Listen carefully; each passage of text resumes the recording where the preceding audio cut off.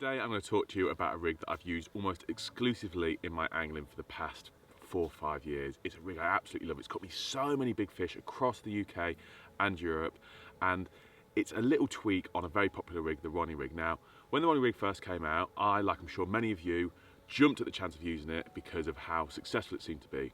However, I found that I was losing maybe 2, 3 in 10 fish that I'd hooked, and the big issue I found as well was the hook holds were absolutely terrible. I was going to drop using this rig altogether, but then I made these slight adjustments to how I placed the hook bait on this rig, and my hook to land ratio improved drastically. In fact, I took a little tally and I didn't lose a single fish until my 50th bite after making this switch over. So I'm going to run through how I tie this rig today. There's 2 different ways I tie it to get this desired effect. I'm going to show you both of them. But first off, let's tie the boom section, as that's the same for both presentations. So firstly, you need to take a length of skin link in 15 £. I'll take anywhere from 6 inches all the way up to 10 inches depending on the bottom I'm fishing over. Then what I do is I take a Ronnie swivel and I'll attach this to one end of my hook link using a figure of 8 knot. Having this little extra loop here, having that extra bit of movement, I think it really does help the mechanics of this rig. Once I've done that, I take my large slider and slide that down onto the hook link. The position of this is going to be quite important. I don't put it midway through the boom section. I put it about 1/3 of the way away from the lead, because this allows that first section to fall quite quickly, and then the balance section with the pop-up or wafter, that falls thereafter. I think it improves the presentation of this rig greatly compared to if I put that sinker right in the middle of that boom section. I'll snip off the tag end, I'll tie another figure of 8 loop knot at the other side, which will allow me to connect it to my lead presentation.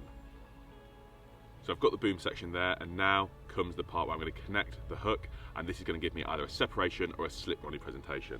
Let's start off with a separation Ronnie. I'll take my size 6 claw and a small amount of shrink tubing. I cut the amount of shrink tubing, it's about the length of the shank of the hook. I then slide that over the hook eye onto the shank, clip that hook eye onto the Ronnie swivel, push the shrink tube down, take my lighter and shrink that into place. I'll then take my D-rig kicker, and what I'm doing here is I'm snipping off the little end section, and this will allow me to slide it over the shrink tubing. I grab an 8mm bait screw and slide that onto the D-rig kicker. I'll use a boilie needle for this, it makes it a little bit easier. And then all I'll do is I'll slide that over the hook point, over the shrink tube, and it sits over really, really nicely and snug. Nothing's pulling that off. I've had coops pick me up with this, it's not pulled it off. It's really secure there. And let's say I have a fish and the hook goes blunt, I can change this hook really, really quickly. I snip that shrink tubing, take the hook off, take that D-rig kicker off, get a fresh hook, slide on that little bit of shrink tubing again, steam it into place, slide that D-rig kicker back over, and I'm good to go again. And that little bit of separation improves hook holds drastically. If you're fishing with Ronnies and yeah, you're not really happy with the hook hold, you're losing a few fish, try this out because it's going to service you greatly. Now let's talk about how I tie the slip part of this rig. What I do here is I take my hook and I take a small part of a very supple material in shock leader. I know not a lot of people use shock leader in the rigs they're tying, but for me it's so supple and it's perfect for what I need here.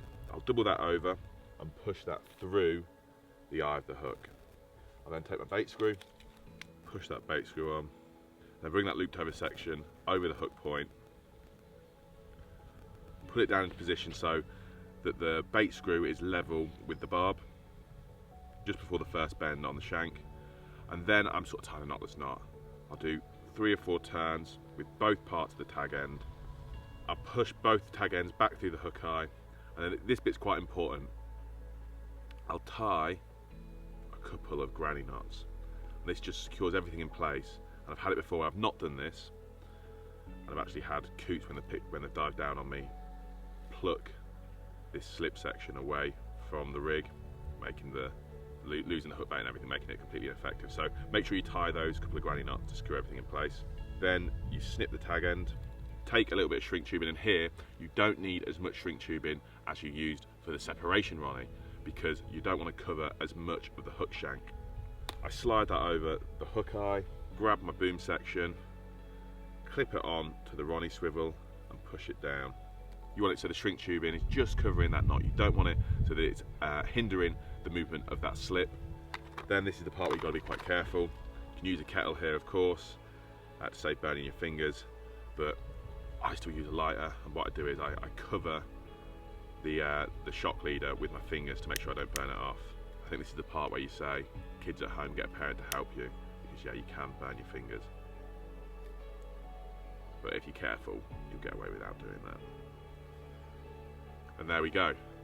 That is the Slip Ronnie sorted. As you can see here, we have that movement of the slip. Personally, I think that this one is a little bit more effective, but the separation Ronnie is a little bit quicker. So it's you've got to find the balance there in your own fishing to which one you go for. But the separation Ronnie is still so effective, especially compared to a normal Ronnie. You can fish this rig as either a pop-up or a wafter. If you're fishing it with a pop-up, on that knot there, just put a little bit of putty to counterbalance the weight of the pop-up.